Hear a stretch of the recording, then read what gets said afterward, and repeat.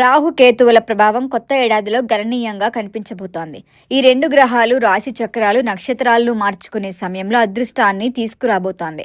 అదే సమయంలో సమస్యలు సైతం పెరుగుతాయి. కొత్త సంవత్సరంలోని మార్చి 29న మాఘ నక్షత్రంలోకి ప్రవేశిస్తారు. నవంబర్ 25న ఆశ్లేష నక్షత్రంలో సంచరిస్తారు. డిసెంబర్ 5న కేతువు కర్కాటక రాశిలోకి ప్రవేశిస్తాడు.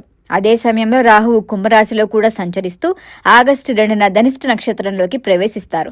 డిసెంబర్ 5న రాహువు కుంభరాశిలో నుంచి మకర రాశిలోకి వెళ్తాడు.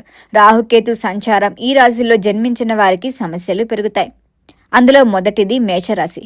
కొత్త ఏడాదిలో వీరు జాగ్రత్తగా ఉండాలి. మీ కెరియర్లో, ఉద్యోగంలో ఇబ్బందులు ఎదుర్కొనే సూచనలు ఉన్నాయి. వ్యాపార రంగంలో ఉన్న వారికి అకస్మాత్తుగా మందగిస్తుంది. రాహుకేతుల ప్రభావం ఒత్తిడిని పెంచుతుంది. ఉద్యోగులు ఆకస్మిక మార్పులు ఎదుర్కోవాల్సిన పరిస్థితి. దాంతో వారి రోజువారీ పనులు ప్రభావితమవుతాయి. ప్రేమ సంబంధిత వ్యవహారాల్లో అసహనం పనికిరాదు. కొత్త ఆదాయ వనరులు చేతికందుతాయి. వ్యాపారవేత్తలు కష్టపడాల్సి ఉంటుంది. కోరుకున్న లాభాలను సాధించేందుకు ప్రయత్నాలు ముమ్మరం చేయాలి, లేకపోతే ఇబ్బందులు ఎదుర్కోవాల్సిన పరిస్థితి. ఇంకా వృషభ రాశి. వీరింట్లో వెలుపల సమతుల్యం చేసుకోవటంలో ఇబ్బందులు పడతారు. తల్లిదండ్రుల నుంచి ఆశించిన మద్దతు, సహకారం లభించదు. దాంతో నిరాశకి గురవుతారు. ఈ సమయంలో పెట్టుబడులు పెడితే ఇబ్బందులు తప్పదు. ఆర్థిక లావాదేవీల జోలికి వెళ్ళకపోవటమే ఉత్తమం. అదే సమయంలో ప్రేమ వివాహాలు చేసుకోవాలని భావిస్తున్న వారు సైతం ఇబ్బందులను ఎదుర్కొంటారు. ఉద్యోగ రంగంలో ఉన్న వారు బదిలీ జరిగే అవకాశం ఉంటుంది. పనుల్లో విజయం సాధించకపోవటం వల్ల విశ్వాసాన్ని కోల్పోతారు. సహోద్యోగులతో జాగ్రత్తగా మాట్లాడాలి, లేకపోతే ఇబ్బందులు మరింత పెరుగుతాయి.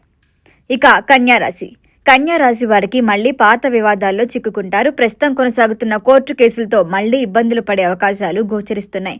వ్యాపారాలు, పెట్టుబడుల విషయంలో జాగ్రత్త వ్యవహరించాలి. ఈ ఏడాది కొత్త సంబంధాల జోలికి వెళ్లకపోవటం మంచిది. దీంతో గణనీయమైన నష్టాలను చూసే ఛాన్స్ ఉంది. అలాగే డబ్బులు దుబారా చేయటం మానుకోవాలి, ఎందుకంటే బడ్జెట్పై తీవ్రంగా ప్రభావం పడుతుంది. ప్రేమ సంబంధిత వ్యవహారాల్లో తొందర పనికిరాదు. ఆరోగ్యకరమైన దినచర్య, ఆహారంపై దృష్టి పెట్టాలి. ఉద్యోగుల పని భారాన్ని పెంచుకుంటారు. పదోన్నతి కోసం కష్టపడాల్సి ఉంటుంది. ఆర్థిక క్రమశిక్షణను అలవాటు చేసుకోవటం మంచిది.